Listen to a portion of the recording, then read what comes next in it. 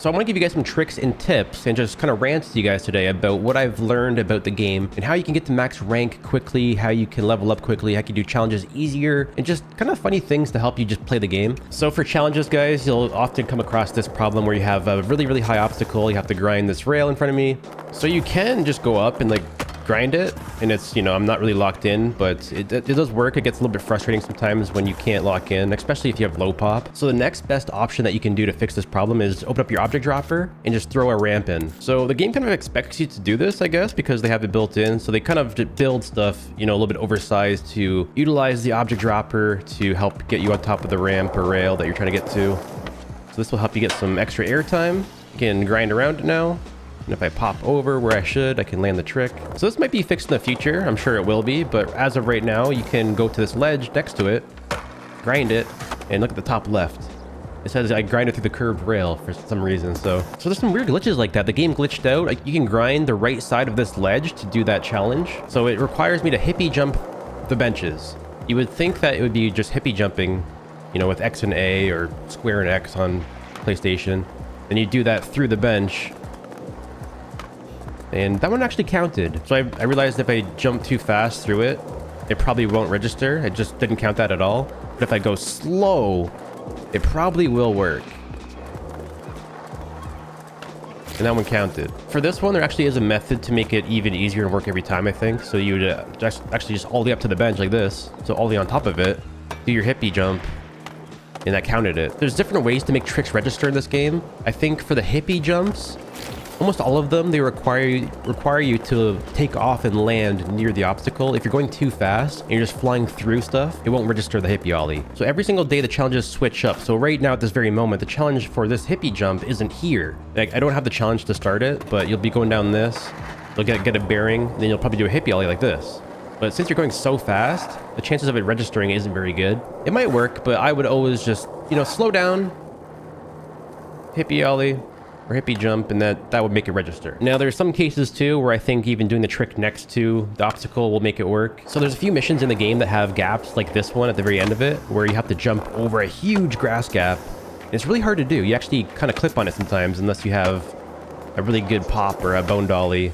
But there's a trick that you can do with the hippie ollies. Let me show you this. So I'll hippie jump, fly, land on the board.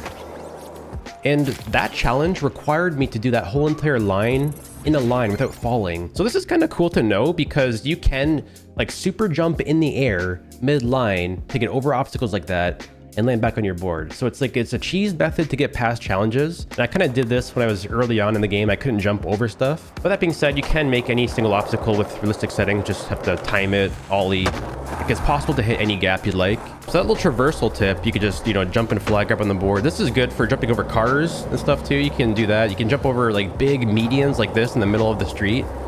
So whenever there's just a huge obstacle, I just jumped over a car too there. There's going to be times where you're playing the game and you cannot make an obstacle because it's just too big. Like, I probably could have ollied that, but I mean, there's a lot of times where you have to make a quick decision and you're just skating around, and there might be like a really big gap they have to get up that you can't really ollie, or maybe you're not sure of it. You can always be sure that you can jump up stuff by doing the little fly method like that. It does look kind of bad, but it does let you keep your flow going. There's a lot of gaps in the game that you won't be used to yet. Like this one you can ollie over, but it looks huge. So just kind of test it out. If you actually do it over and over again, you pick up speed. So it's kind of like a known speed glitch too. If you just keep doing it over and over again, you just pick up speed. I'm pretty sure I can probably jump over this car. Let's try this. Oh.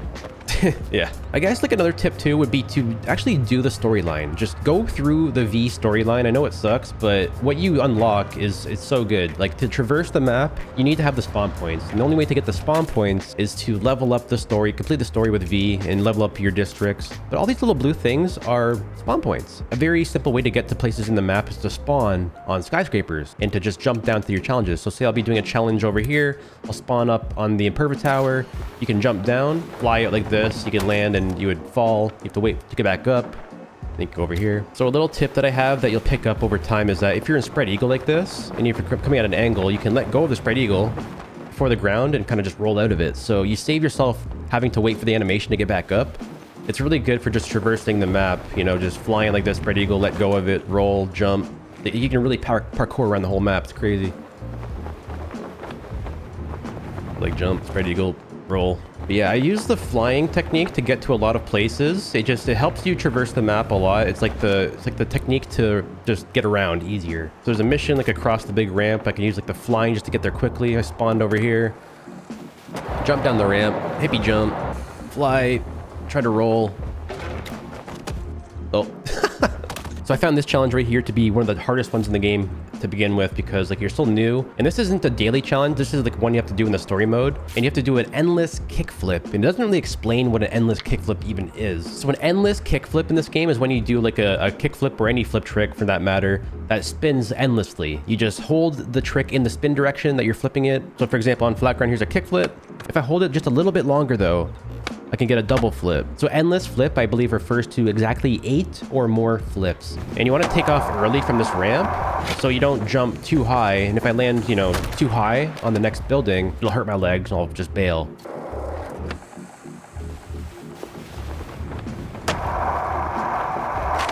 So I popped it really early there. And I just did like 7 flips, I think. And it didn't count the endless kickflip. You see that? So that's the big problem people have with this mission. It requires you to hold that kickflip forever. It's crazy.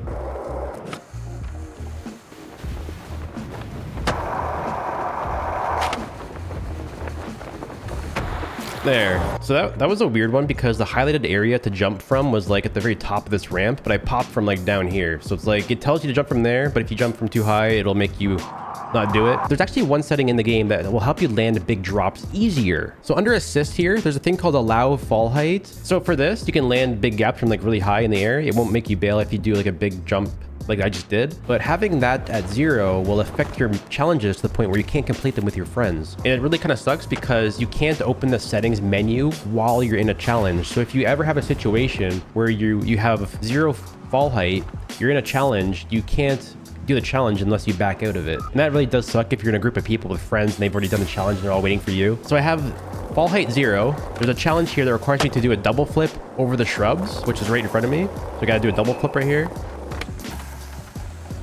But there's almost no way for me to land that trick. My settings prevents me from doing that. So I think my only option would be to like maybe just ride off of it and like maybe somehow do a late double flip, but I still bail. So basically what I'm saying is never use fall height 0. It seems kind of busted. Like, I mean, you could use it for like just skating around, but you're gonna break your challenges. And fall height 1 is pretty good. This will let you do all the challenges in the game. I guess one more little small tip, I guess, guys, would be to use friends. When I first got the game, my first thing I did was spammed a bunch of people just with invites and got them into my party, because when you're in a party in this game, every single challenge in the entire game has a co-op bonus. So you can beat the whole game solo, but if you play the whole game with a person, you actually get more points and more experience. So it's well worth it to be with somebody else. It's cool because you actually get to spawn on them too. So you can see them in the map. So there's people up here that are my party, and I can use them as spawn points to go to. So it's good to have them travel around, honestly. So since these missions were actually locked behind experience as well, so you have to level up your districts to get these challenges to unlock. If you party up with somebody that's, you know, level 10, they will have every challenge.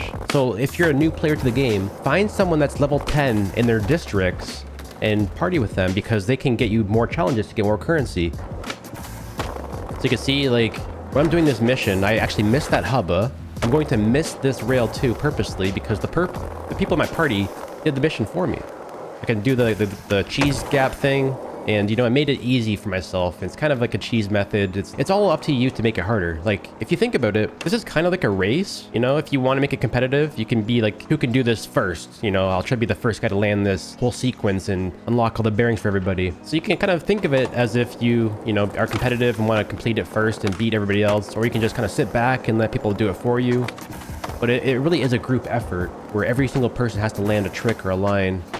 So I won't do it because he's still trying the line here. That's my guy over there. He's going to land it for us right here, I bet. But if there's ever a situation where they're just, you know, AFK, you can claim an end.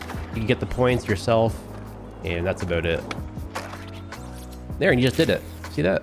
4-4. From my experience of playing this game, and in the past 2 weeks, I have about 100 hours in the game. I just no-lifed it like every single day. You should spend all of your loot box money leveling up Market Mile, because Market Mile has almost no challenges. Like, if you look at it down here, this is level 10 Market Mile. It's lacking in challenges, especially in daily. There's 1, 2, 3, 4 dailies. There's actually 4 challenges, 5 challenges right now in Market Mile, whereas in Hedgemont, there's like, I think 10. There's like just double the amount of challenges in both these districts. So you'll actually be lagging behind in Market Mile for a few extra days. You'll reach level 10 Gullcrest, you'll reach level 10 Hedgemont, you'll be stuck level 7 or 8 Market Mile. You have to log in every single day to get level 10, and it'll take you a few extra days. If you want to avoid the few extra days of grinding, all you gotta do is spend all of your currency on Market Mile loot boxes when you have access to them. So every time you open up a loot box, you level up experience towards that district. So since you're gonna be lagging behind by multiple days in Market Mile, every single person will have this issue. Unless you want a cosmetic from one of these boxes, I would focus all my currency on Market Mile just to get to level 10. And after level 10, you can just go ham and just go to whatever box you want and unlock all the gear. But what I'm saying is the most efficient method to max rank is to level up Market Mile boxes to level 10. And then when you get there, just go crazy. I mean, that's pretty much it, guys. I don't think there's much else. And if I missed any tips or tricks, just let me know in the comments down below. This is kind of just a random video of tips and tricks that I picked up over time. It's not really conventional tips either. Like, they're just kind of random stuff that I picked up. And I figure it's worth sharing because they're very, very small. You don't really think of them too much, but they're a big deal. And they'll save you a lot of time, especially if you're just, you know, hucking yourself at a wall trying this challenge.